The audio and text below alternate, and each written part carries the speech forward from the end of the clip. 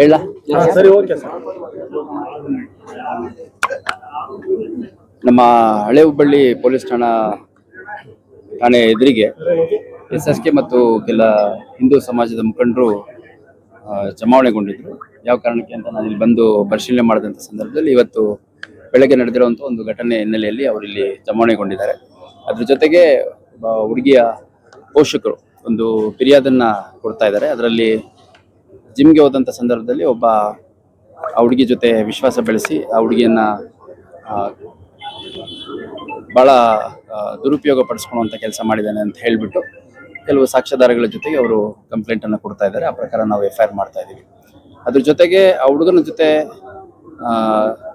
ಮಾತನಾಡಲಿಕ್ಕೆ ನಾವು ಬೆಳಗ್ಗೆ ಹೋದಂಥ ಸಂದರ್ಭದಲ್ಲಿ ಅಲ್ಲಿ ಸಂಘರ್ಷ ಆಯಿತು. ಸಂಘರ್ಷ ಆದಂಥ ಸಂದರ್ಭದಲ್ಲಿ ಆ ಹುಡುಗನ ನಾವು ಕರ್ಕೊಂಬಂದು ಇಲ್ಲಿ ಓಲ್ಡ್ ಹುಬ್ಳಿ ಪೊಲೀಸ್ ಠಾಣೆಗೆ ಒಪ್ಪಿಸಿದ್ದೀವಿ ಅನ್ನುವಂಥ ಮಾತು ಹೇಳ್ತಾರೆ. ಅದಾದಮೇಲೆ ಹುಡುಗಿ ಮನೆ ಹತ್ರ ಕೆಲವರು ಬಂದ್ಬಿಟ್ಟು ಮನೆ ಹತ್ರ ಗೊಂದಲ ಕ್ರಿಯೇಟ್ ಮಾಡಿ ಅಲ್ಲಿ ನಮಗೆ ಹಲ್ಲೆ ಮಾಡಿದ್ದಾರೆ, ನಮ್ಮ ವಸ್ತುಗಳನ್ನ ಹಾಳು ಮಾಡಿದ್ದಾರೆ ಅಂತ ಕೂಡ ಹೇಳ್ತಾ ಇದ್ದಾರೆ. ಅದ್ರ ಜೊತೆಗೆ ಒಂದು ಪರ್ಟಿಕ್ಯುಲರ್ ಕಮ್ಯುನಿಟಿಗೆ ಅವಹೇಳನಕಾರಿಯಾಗುವಂಥ ಕೆಲವು ಆಡಿಯೋಗಳು ಈ ಹುಡುಗ ಮಾತಾಡಿದ್ದಾನೆ ಅನ್ನೋದು ಕೂಡ ಹಲವಾರು ವಿಷಯಗಳನ್ನ ನನ್ನ ಗಮನಕ್ಕೆ ತಂದಿದ್ದಾರೆ. ಆ ಕುರಿತಾಗಿ ಅವರ ಅಡ್ವೊಕೇಟ್ ಕಡೆಯಿಂದ ಏನು ಕಂಪ್ಲೇಂಟ್ ಕೊಡ್ತೀರಾ ಕೊಡಿ ಅಂತ ಹೇಳಿದ್ದೀವಿ. ಅವ್ರೇನು ಕಂಪ್ಲೇಂಟ್ ಕೊಡ್ತಾರೆ ಆ ಪ್ರಕಾರ ಕಂಪ್ಲೇಂಟ್ ಅನ್ನು ಪರಿಶೀಲಿಸಿ ಅಗತ್ಯ ಕಾನೂನು ಕ್ರಮವನ್ನು ಕೈಗೊಳ್ಳಲಾಗುತ್ತೆ. ಎರಡು ಕಡೆಯವರು ಕಂಪ್ಲೇಂಟ್ ಆಗುತ್ತೆ. ಇವಾಗ ಆ ಕಡೆಯವರು ಕೂಡ ಕಂಪ್ಲೇಂಟ್ ಕೆಲವು ವಿಷಯಗಳನ್ನ ಕೋಟ್ ಮಾಡಿಬಿಟ್ಟು ಹೇಳಿ ಡ್ರಾಫ್ಟ್ ಮಾಡ್ತಾ ಇದ್ದಾರೆ. ಅವರು ಕೂಡ ಕೊಡ್ತಾ ಇದ್ದಾರೆ. ಅಶೋಕ್ ನಗರದಲ್ಲಿ ಬೆಳಗ್ಗೆ ಮೊದಲನೇ ಇನ್ಸಿಡೆಂಟ್ ಆಗಿರೋದು. ಅದಾದಮೇಲೆ ವಿದ್ಯಾನಗರ ಪೊಲೀಸ್ ಸ್ಟೇಷನ್ ಲಿಮಿಟ್ಸಲ್ಲಿ ಆ ಹುಡುಗಿ ಮನೆ ಹತ್ರ ಗಲಾಟೆ ಆಗಿರುವಂಥದ್ದು. ಅದಾದಮೇಲೆ ಅದನ್ನು ಹೊರತಾಗಿ ಕೂಡ ಕೆಲವು ವಿಷಯಗಳನ್ನು ಅವ್ರು ಹೇಳ್ತಾ ಇದ್ದಾರೆ.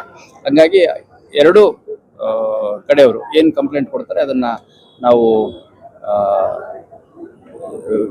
ಪರಿಗಣನೆ ಮಾಡಿ ಅಗತ್ಯ ಬಿದ್ದ ಕಡೆ FIR ಮಾಡಿಕೊಂಡು ಅಗತ್ಯ ಕಾನೂನು ಕ್ರಮವನ್ನು ಕೈಗೊಳ್ಳಲಾಗುತ್ತೆ. ಏನೇನು ಕೊಡ್ತಾರೋ ಎಲ್ಲದನ್ನು ನಾವು ತೊಗೊಂತೀವಿ.